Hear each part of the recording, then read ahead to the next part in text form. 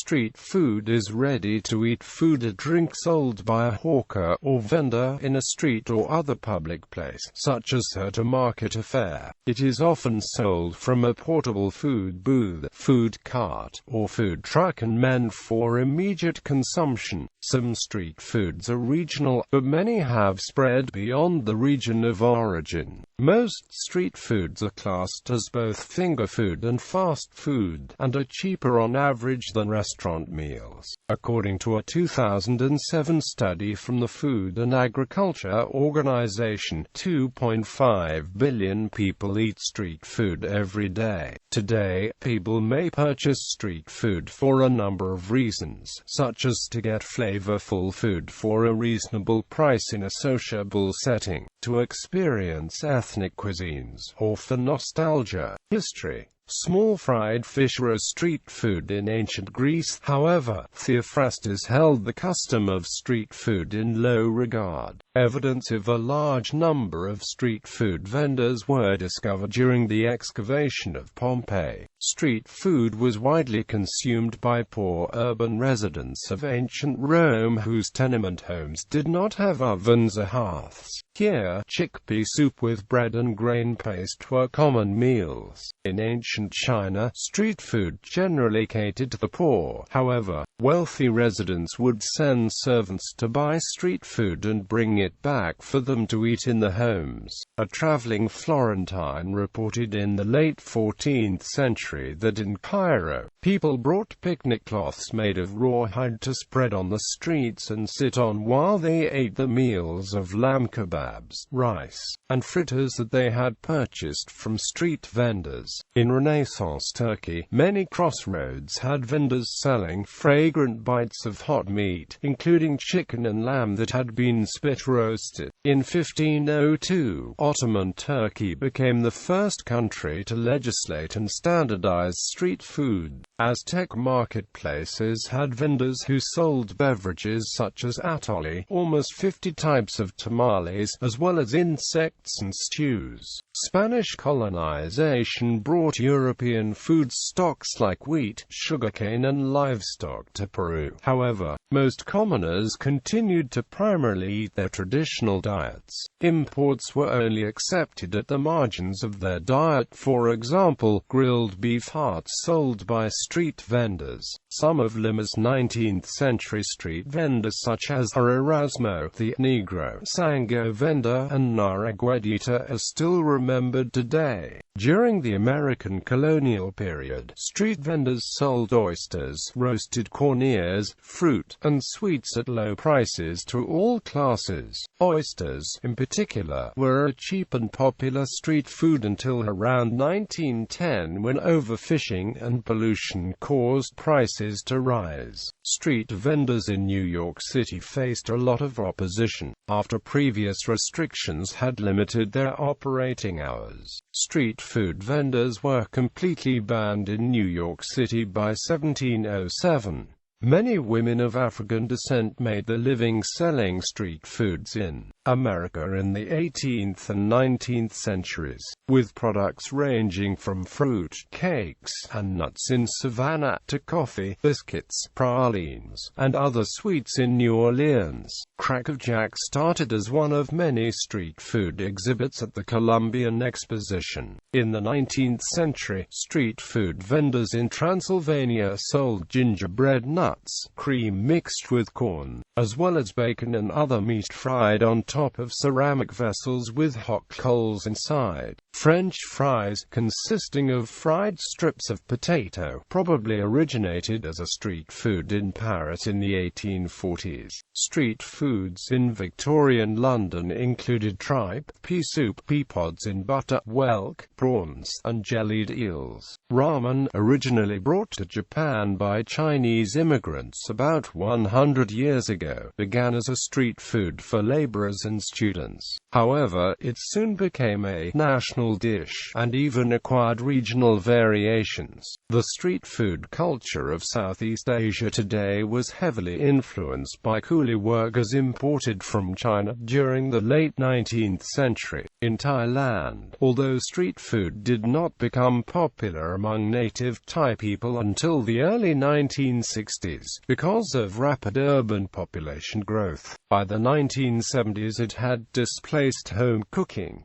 Around the world, street food vending is found all around the world, but varies greatly between regions and cultures. For example, Dorling Kindersley describes the street food of Vietnam as being fresh and lighter than many of the cuisines in the area and draw heavily on herbs, chili peppers and lime, while street food of Thailand is fiery and pungent with shrimp paste and fish sauce. New York City's signature street food is the hot dog. However, New York street food also includes everything from spicy Middle Eastern falafel, a Jamaican jerk chicken, to Belgian waffles. Indonesian street food is a diverse mix of local Indonesian, Chinese, and Dutch influences. Indonesian street food often tastes rather strong and spicy. A lot of street food in Indonesia are fried, such as local gorengan, also nasi goreng and ayam goreng, while bakso meatball soup, skewered chicken satay and gado-gado vegetable salad served in peanut sauce are also popular. In Hawaii, the local street food tradition of plate lunch was inspired by the bento of the Japanese who had been brought to Hawaii as plantation workers. In Denmark, sausage wagons allow passersby to purchase sausages and hot dogs.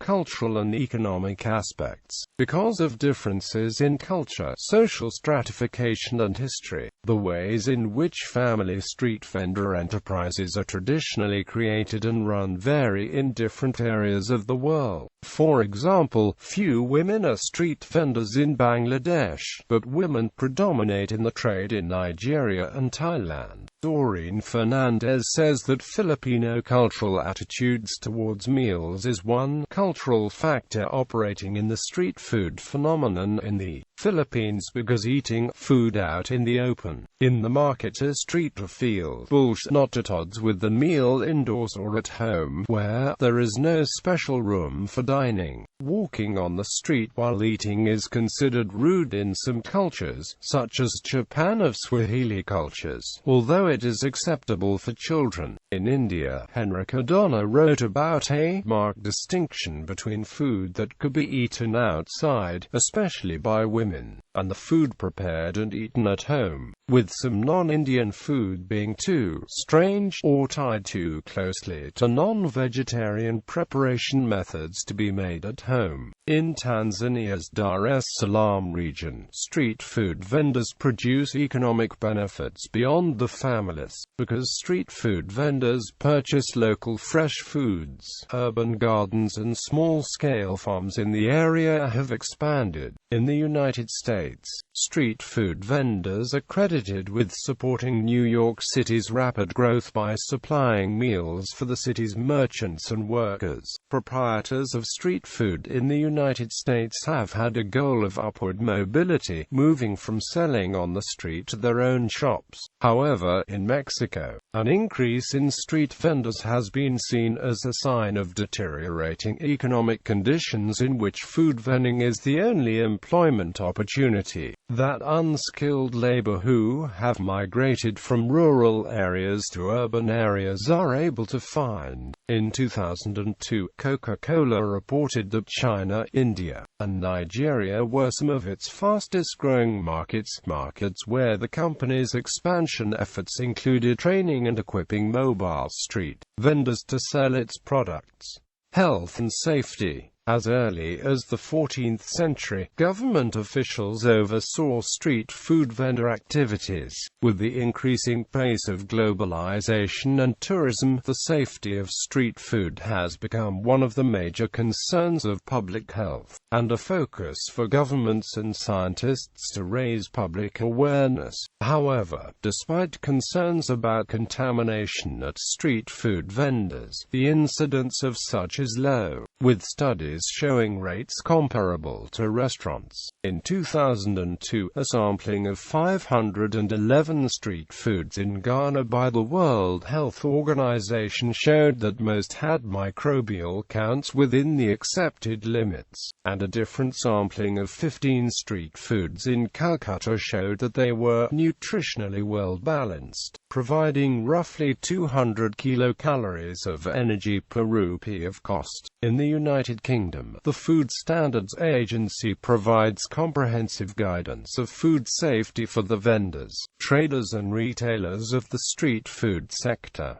Other effective ways of enhancing the safety of street foods include mystery shopping programs, training, rewarding programs to vendors, regulatory governing and membership management programs, and technical testing programs. Despite knowledge of the risk factors, actual harm to consumers' health is yet to be fully proven and understood, due to difficulties in tracking cases and the lack of disease reporting systems. Follow-up studies proving actual connections between street food consumption and food-borne diseases are still very few. Little attention has been devoted to consumers and their eating habits, behaviors and awareness. The fact that social and geographical origins largely determine consumers' physiological adaptation and reaction to foods, whether contaminated or not, is neglected in the literature. In the late 1990s,